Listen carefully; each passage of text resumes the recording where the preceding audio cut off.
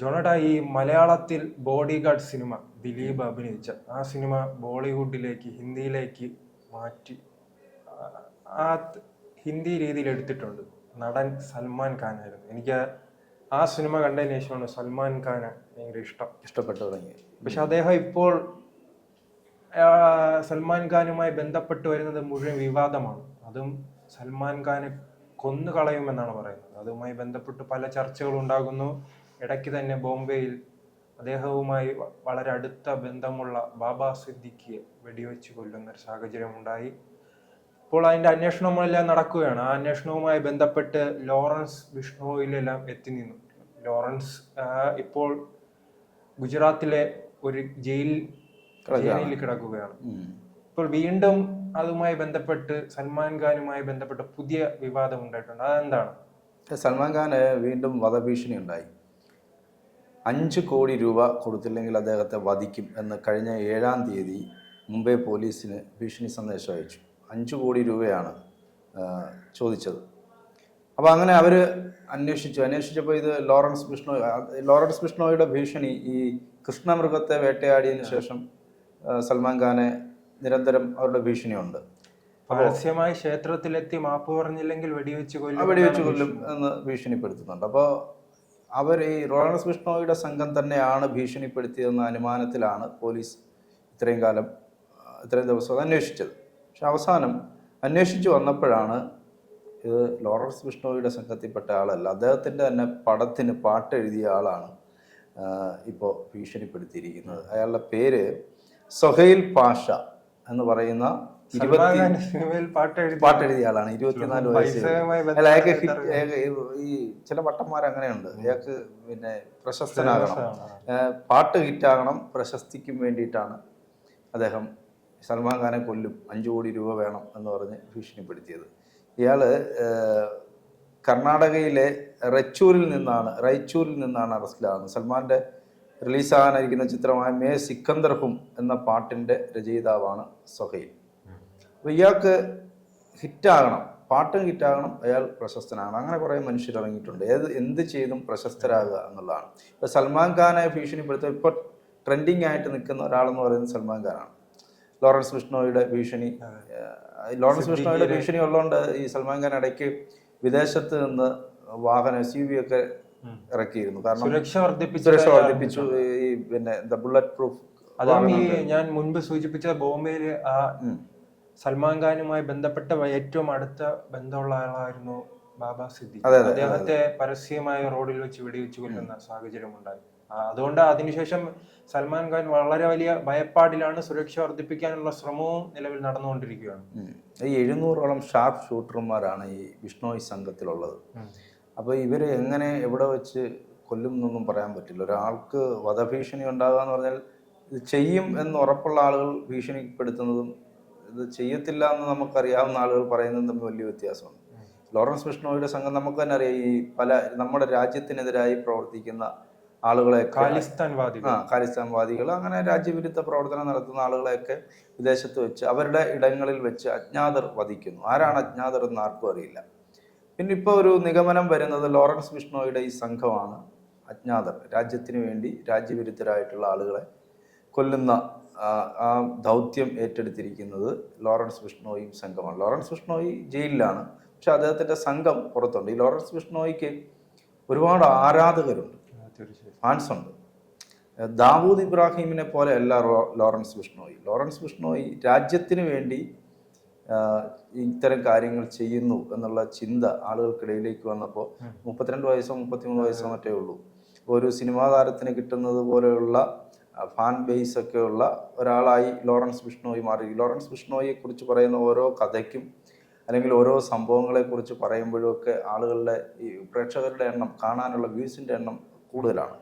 എന്തായാലും ഈ 24 വയസ്സുള്ള സൊഹൈൽ പാഷ ഇങ്ങനെ സന്ദേശം അയച്ച് കുപ്രശസ്തനായി ഇനി ജയിലിൽ കിടന്ന് പാട്ടെഴുതും. അപ്പോൾ അവിടെ കിടന്ന് എല്ലാവരും ആത്മഹത്യ എഴുതിയിട്ടുണ്ട്. ഇയാള് പുതിയ സിനിമയ്ക്കുള്ള പാട്ടൊക്കെ അവിടെ കിടന്ന് എഴുതാല്ലേ. ഇനി സിനിമയ്ക്ക് ഇനി പാട്ട് എഴുതാൻ പറ്റുമെന്ന് അറിഞ്ഞൂടാ. എന്തായാലും സിനിമയ്ക്ക് പാട്ട് എഴുതാൻ പോയി കഴിഞ്ഞാൽ ഇതാണ് അവസ്ഥ. പുള്ളി അതിനകത്ത് നായകനെ, പ്രൊഡ്യൂസറെ, ഇതുമായി ബന്ധപ്പെട്ട് അവർ തമ്മിലുള്ള തർക്കമായിരിക്കുമല്ലേ? തർക്കമില്ല. ഇയാൾ പോലീസിനോട് പറയുന്നത് ഇതുപോലെ പ്രശസ്തനാകാൻ, പാട്ട് ഹിറ്റാകണം, പ്രശസ്തനാകണം. പാട്ട് ഹിറ്റാകുക എന്ന് പറഞ്ഞാൽ പാട്ട് നല്ലതാണെങ്കിൽ പാട്ട് ഹിറ്റാകും.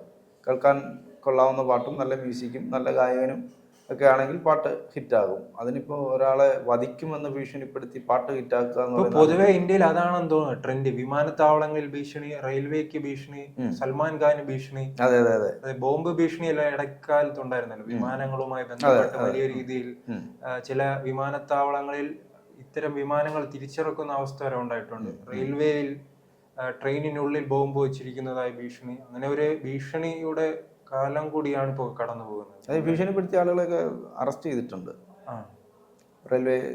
പിന്നെ ഈ ഇതിനകത്ത് വേറൊരു പ്രശ്നമുള്ളത്, ഈ ഇന്ത്യൻ റെയിൽവേ നശിപ്പിക്കുക എന്നുള്ള അതൊരു തരം യുദ്ധമാണ്. അപ്പൊ ആയുധം കൊണ്ട് മാത്രമല്ല, ഇത്തരം കാര്യങ്ങൾ കോടിക്കണക്കിന് പേർ ഉപയോഗിക്കുന്ന നമ്മുടെ റെയിൽവേ ശൃംഖല എന്ന് പറഞ്ഞാൽ അത്രയും ഏറ്റവും ബൃഹത്തായിട്ടുള്ള റെയിൽവേ ശൃംഖലയാണല്ലോ രാജ്യത്തെ മുഴുവൻ. ഇപ്പം നമ്മൾ ഈ ട്രെയിനകത്ത് ഇപ്പോൾ ശ്രീജിത്തിന് ഇപ്പോൾ തോന്നുകയാണ് എനിക്ക് ചുമ്മാ കൽക്കട്ട വരെ പോകണം. തിരുവനന്തപുരത്ത് നിന്ന് ട്രെയിനിൽ കയറിയാൽ എത്ര സംസ്ഥാനം കടന്ന് കൽക്കട്ടയിൽ പോവാം. നമ്മുടെ രാജ്യത്തെ പല ജനങ്ങളും പല സംസ്കാരവും പല വേഷവും, ജമ്മു കാശ്മീർ എവിടെ വേണമെങ്കിലും പോവാം. ഇതെല്ലാം കൂട്ടി ഈ സംസ്കാരം എല്ലാം എവിടെ വന്ന് ചേരുന്നതെന്ന് വെച്ചാൽ അവരെ എവിടെ കാണാമെന്ന് ചോദിച്ചാൽ ട്രെയിനകത്ത് കാണാം. വേറെ എവിടെ ചെന്നാലും കാണാൻ പറ്റത്തില്ല. ഒരു വലിയ ടൂറിസം പ്ലേസിൽ പോകുന്നു, അവിടെ കാണാൻ പറ്റില്ല. തീവണ്ടിയിൽ പോകാം. ഇപ്പൊ ഈ ഓരോ ട്രെയിൻ, അതെ, തീവണ്ടി മിനി ഇന്ത്യയാണ്. തീവണ്ടിയെ കുറിച്ച് പറയുന്നത് ഇന്ത്യയിലെ ഈ ഒരു കാലത്തുണ്ടായിരുന്ന തൊട്ടുകൂടായ്മയൊക്കെ ഉണ്ടല്ലോ, തൊട്ടുകൂടായ്മ, തീണ്ടിക്കൂടായ്മയൊക്കെ ഉണ്ട്. ഈ ബ്രിട്ടീഷുകാർ റെയിൽവേ കൊണ്ടുവന്നതിന് ശേഷം ട്രെയിനിൽ ആളുകൾ, ഈ ട്രെയിൻ വരുമ്പോൾ ആളുകൾക്ക് ആദ്യ തുടക്കകാലത്ത് വലിയ പേടിയായിരുന്നു, നിലവിളിയും ഭയവും അങ്ങനെയൊക്കെ ഉണ്ടായിരുന്നു. പിന്നീട് യാത്ര ചെയ്യാൻ തുടങ്ങിയപ്പോൾ ഈ തൊട്ടുകൂടായ്മ എന്ന് പറയുന്ന സംഭവത്തെ ഇല്ലായ്മ ചെയ്യുന്നതിൽ വലിയ പങ്ക് വഹിച്ചത് ഈ ട്രെയിനാണ്. കാരണം റെയിൽവേക്ക് എല്ലാവരും യാത്രക്കാരാണ്. അല്ലാതെ നിങ്ങൾ ബ്രാഹ്മണനാണോ അല്ലെങ്കിൽ ടിക്കറ്റ് കൊടുക്കുന്ന സമയത്ത് നിങ്ങൾ ബ്രാഹ്മണനാണോ എന്ന് ചോദിച്ചിട്ടല്ലല്ലോ ടിക്കറ്റ് കൊടുക്കുന്നത്. ഇപ്പൊ കയറിയിരിക്കുമ്പോൾ അടുത്തിരിക്കുന്ന താഴ്ന്ന ജാതിക്കാരനാണെങ്കിൽ അവനൊപ്പം ഇരുന്ന് യാത്ര ചെയ്യാനേ പറ്റത്തുള്ളൂ, അല്ല നീ മാറിയിരിക്കുമെന്ന് പറയാൻ പറ്റത്തില്ലല്ലോ. അപ്പൊ അങ്ങനെ വലിയൊരു പങ്ക് യഥാർത്ഥത്തിൽ റെയിൽവേക്ക് ഈ തൊട്ടുകൂടായ്മയും അത്തരം കാര്യങ്ങൾ, പിന്നെ ദുരാചാരങ്ങളൊക്കെ ഇല്ലായ്മ ചെയ്യുന്നതിൽ വഹിച്ച പങ്ക് വലുതാണ്. ഒരുപക്ഷെ നമ്മളാരും അതിനെക്കുറിച്ച് ഓർക്കത്തില്ല. എപ്പോഴായാലും നമ്മൾ ആലോചിച്ച് നോക്കും, ഇപ്പോൾ സ്ത്രീകൾക്ക് പ്രത്യേക സീറ്റുണ്ട് ബസ്സിൽ, പക്ഷെ ട്രെയിനിൽ അങ്ങനെ ഇല്ല. സ്ത്രീയും പുരുഷനും ഒരുമിച്ചിരുന്ന് ലിംഗസമത്വം എവിടെയാണെന്ന് വെച്ചാൽ ട്രെയിനകത്താണ്. അവിടെ അങ്ങനെ ഇരുന്നേ പറ്റത്തുള്ളൂ. അല്ലാതെ കിട്ടുന്ന സീറ്റിൽ കയറി ഇരുന്നോണം. അല്ലാതെ ഞാൻ സ്ത്രീകളുടെ അടുത്തേ ഇരിക്കും, ഞാൻ പുരുഷന്മാരുടെ അടുത്ത് ഇരിക്കും എന്ന് പറഞ്ഞാൽ അവിടെ അവൻ 4 മണിക്കൂറോ അല്ലെങ്കിൽ 7 മണിക്കൂറോ നിന്ന് പോകേണ്ടി വരും. ട്രെയിനിലെ തിരക്ക് അമ്മാതിരി തിരക്കാണ് ദിവസവും അനുഭവപ്പെടുന്നത്. അപ്പോൾ ഈ നമ്മൾ പറഞ്ഞു വന്ന ഈ സൽമാൻ ഖാന്റെ വിഷയത്തിലേക്ക് വന്ന് നമ്മൾ ട്രെയിനിന്റെ കാര്യമാണ് പറഞ്ഞത്, യുദ്ധം.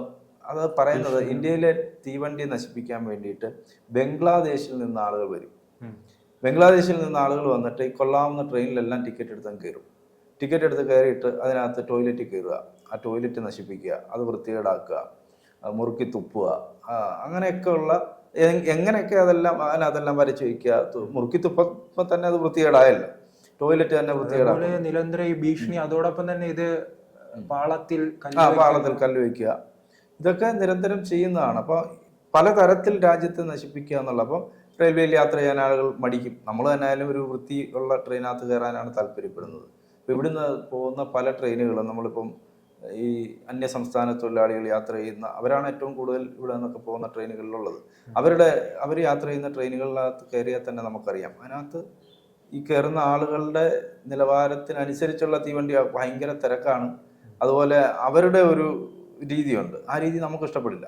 നമ്മൾ കുളിച്ച് കുട്ടപ്പന്മാരായി രാവിലെ കയറി ബാഗൊക്കെ തൂക്കി സ്വസ്ഥമായിട്ടിരുന്ന് ഇയർഫോണൊക്കെ എടുത്ത് ഫോണൊക്കെ വരുമ്പോൾ അവരങ്ങനെയല്ല. കയറുന്നത് തന്നെ വട്ടിയും കൊട്ടയും ചൂലും എന്തൊക്കെ ഉണ്ടോ ചപ്പ് ചവറും, പിന്നെ അതിൻ്റെ കൂടെയുള്ള ഭാര്യ മക്കൾ ഇതെല്ലാം കയറി ഇടിച്ചും കയറുകയാണ്.